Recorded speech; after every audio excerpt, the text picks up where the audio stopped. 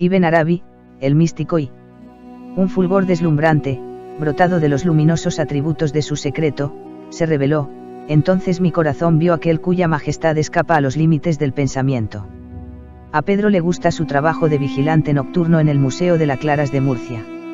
Es cómodo, tranquilo y le da la oportunidad de disfrutar de los interesantes restos arquitectónicos que datan de la época del Rey Lobo, maderas talladas y decoradas, zócalos con labor de atauric, yeserías talladas y pintadas, los restos de una cubierta de mozárabes, todo es espléndido, pero donde realmente le gusta pasar la mayor parte del tiempo es en las estancias palatinas disfrutando de la rocave, los canecillos tallados, los austeros frisos de lacería, las adarajas de mocárabes que contienen escenas figuradas, como la imagen de la mujer tocando el mizmar, o los zócalos pintados que engalana los muros del Palacio Mardanisi del siglo XII.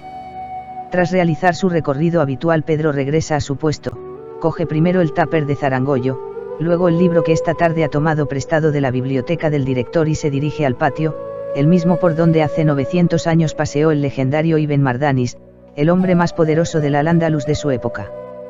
Todo es perfecto, el suave murmullo del agua de la fuente, el silencio de la noche, el silbido de la brisa ligera y comida caliente, solo falla el libro. Él es más de novelitas de aventuras, pero el director se lo ha recomendado y no se ha atrevido a contradecirle. Al fin y al cabo, el jefe es el jefe. La luz de una media luna mora reverbera sobre el espejo de agua de las acequias, iluminando el título del libro, El Tratado del Amor, de Ibn Arabi. El tema promete poca diversión, pero el autor es demasiado importante como para no darle una oportunidad, aunque nunca ha sido un hombre muy religioso, lo justo como para acordar un mutuo pacto de no agresión, Dios por su lado y él por el otro. Sabe que Ibn Arabi, como lo llaman los murcianos, fue un importante maestro espiritual al que han comparado con el mismísimo San Juan de la Cruz. Las campanas de la cercana iglesia de Santa Ana resuenan 2 veces. Hambriento, Pedro se sienta entre los mirtos, dispuesto a disfrutar del zarangollo, así que deja el libro en el suelo, pero en ese momento el viento, hasta ahora un breve soplo, se embravece, deslizando las hojas caprichosamente, una tras otra, hasta detenerse en una al azar. Preocupado de que las cubiertas se puedan estropear, deja la cena y va deprisa a recogerlo, pero antes de cerrar el librito algo le lleva a fijarse en la página por donde ha quedado abierto y lee unos versos que a la luz difusa de la noche parecen puñales que se clavan en el alma. Tu imagen está en mis ojos y en mi boca tu nombre. Moras en mi corazón, pero ¿dónde te escondes? La fuerza de aquellas pocas palabras provoca un extraño efecto en Pedro, convulsionando su mente ante una oleada de sentimientos en el que la conciencia de un falso yo se va deshilachando como un vestido sucio cargado de humedad y lodo para liberar al yo más profundo, ese que yace en algún rincón de su ser, avistando un abismo de libertad y paz. Y en algún lugar más allá de las estrellas, un místico sufí sonríe tras haber logrado abrir un corazón al amor de Dios. El personaje. Yo sigo la religión del amor. Cualquiera que sea el camino que recorran sus camellos, esa es mi religión y mi fe. Los 3 últimos versos de esta Oda 11 de Ibn Arabi presiden en Murcia la entrada al Museo de Santa Clara, que contiene los restos islámicos más notables del Alcázar Moro del siglo XIII y epicentro del poder del Rey Lobo, gran señor de Murcia en el siglo XII. Bajo su próspero reinado nació en la ciudad del Segura Abu Abdallah Muhammad ibn Ali ibn Muhammad ibn Arab al-Tima, más conocido como Ibn Arabi, Aben Arabi o Ben Arabi, el 28 de julio de 1165. Su madre era bereber y su padre, murciano, un alto mando militar al servicio de Ibn Mardanis, quien le enseñaría a cabalgar, afilar espadas y maniobrar en campamentos militares. En la Murcia de Ibn Mardanis imperaba una visión muy abierta del Islam y musulmanes convivían con cristianos sin restricciones, pero en 1172 ese ambiente de tolerancia se desmoronó con la derrota del rey por los almohades, quienes impusieron una interpretación mucho más estricta del Islam. Aquel cambio de régimen no significaría la caída en desgracia del padre de Ibn Arabi, sino al contrario, ya que los almohades lo siguen teniendo en alta consideración. Fernando Mora, Ibn Arabi, vida y enseñanzas del gran místico andalusí. Tanto es así que, al servicio de la nueva bandera, la familia abandona Murcia y se traslada a Sevilla, nueva capital califal, cuando el hijo contaba 8 años. A pesar del rigor religioso, Sevilla era una ciudad cosmopolita en pleno esplendor cultural, repleta de estudiosos de toda Europa que viajaban a la ciudad para acceder a las mejores fuentes del conocimiento más diverso. Por aquel entonces, el joven Ibn Arabi estudiaba en Lora del Río y Carmona, donde ya destacaba por su brillantez, mente preclara, profundidad de comprensión y sabiduría. La iluminación.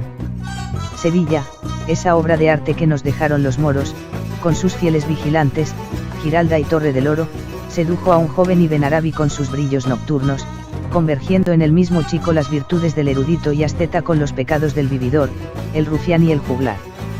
Fiestas, justas poéticas, cacerías, la concupiscencia dominaba su corazón hasta que en una noche de farra una voz sin dueño le espetó: no es esto para lo que te he creado. Es el mismo Ibn Arabi el que nos narra cómo, aterrado, huyó de la casa, dio sus ropas a un mendigo y se instaló en una tumba abandonada del cementerio, simbolizando de aquella manera tan gráfica la muerte del hombre que había sido y el nacimiento del místico en el que habría de convertirse. 1184 Ibn Arabi iniciaba su andadura de la mano de Dios, al que iluminó con visiones que marcaron su camino hacia una vida de santidad en el que las cosas materiales perdían todo su valor para abrazar el voto de pobreza y consagrarse a lo divino.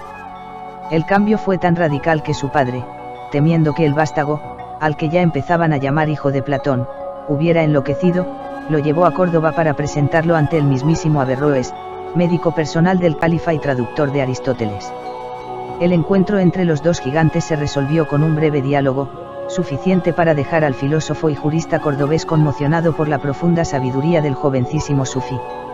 El encuentro. El rítmico llamamiento del almuédano llamando a la Andes del minarete de la mezquita de Córdoba devuelve a la realidad a Ibn Rashid, más conocido como Averroes, quien lleva un largo rato abandonado a sus ensoñaciones.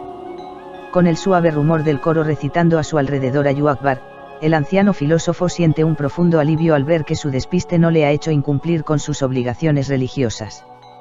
Precisa estar purificado ante el inminente encuentro que va a tener con el hijo de Platón, ese muchacho imberbe del que dicen que ha alcanzado la iluminación, aquel que no mira con la mente y el raciocinio, sino con un espíritu abierto a las revelaciones de Alá. Un perezoso sol redondo y escarlata holgazanea entre la suave bruma que cubría la ciudad de las mezquitas. Cuando los fieles se retiran a continuar con sus quehaceres diarios tras el rezo, dos suaves golpes a la puerta alertan al cadí. Nervioso como un niño, se arregla la túnica a toda prisa y acude a abrir, encontrándose al otro lado a un joven de apenas 15 años cuyos ojos centran su atención, dos óvalos oscuros que irradiaban paz y sabiduría. Los de un místico. Salam aleikum, dijo Abu Bakr Muhammad ibn Ali ibn al-Arabi. Con una leve inclinación, el anciano invita a entrar a su huésped en la casa, típicamente andalusí. Decorada a la almagra, los pavimentos ricamente decorados contrastan con la sencillez de las paredes desnudas de la austera estancia donde el aristotélico pasa largas horas buscando el saber y la verdad. Sin mediar palabra alguna, respetando la solemnidad ceremonial de la preparación del té, ambos se sientan en el suelo uno frente a otro. Tras el primer sorbo de la infusión, Averroes no puede contener su deseo y formula una sencilla pregunta cuya respuesta tanto le desazona. Sí. El sufí, vestido con imama y durra de un color blanco inmaculado, deja con parsimonia su taza de té de menta sobre la mesa de alabastro y se queda mirando al filósofo unos segundos antes de negar categóricamente con la cabeza. Aquella respuesta hace palidecer a Ibn Rashid al comprobar cómo su verdad se resquebraja como una casa cuyos cimientos no estuvieran correctamente asentados. Entonces, amado Ibn Arabi, ¿qué respuesta has encontrado a las cuestiones de la revelación y la gracia divina? Pregunta el cadí. Apreciando sinceramente el ansia de conocimiento que se desprende de las preguntas del filósofo, Ibn Arabi cierra los ojos y deja que la iluminación hable por su boca, agradecido por poder convertirse de nuevo en instrumento de Alá para abrir el corazón de aquel hombre tan lúcido en la razón pero opaco en el espíritu. Sí y no. Entre la afirmación y la negación los espíritus vuelan más allá de la materia y de sus cuerpos las cervices.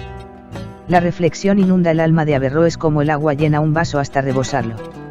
Su espíritu saborea las enigmáticas palabras, embriagado por la oportunidad que Alá le regala de poder compartir la sabiduría mística de aquel joven. Creo que lo entiendo, acierta a decir Averroes. Hay dos tipos de conocimiento, el erudito, de carácter racional, y el del corazón, de sentido espiritual, siendo ambos necesariamente complementarios, aunque solo el iluminado puede acceder al conocimiento interno. Por tanto, no hay más gracia que la que proviene de Alá. Luego has comprendido, remacha Ibn Arabi. Y es entonces cuando filosofía y espiritualidad se funden en una sola verdad.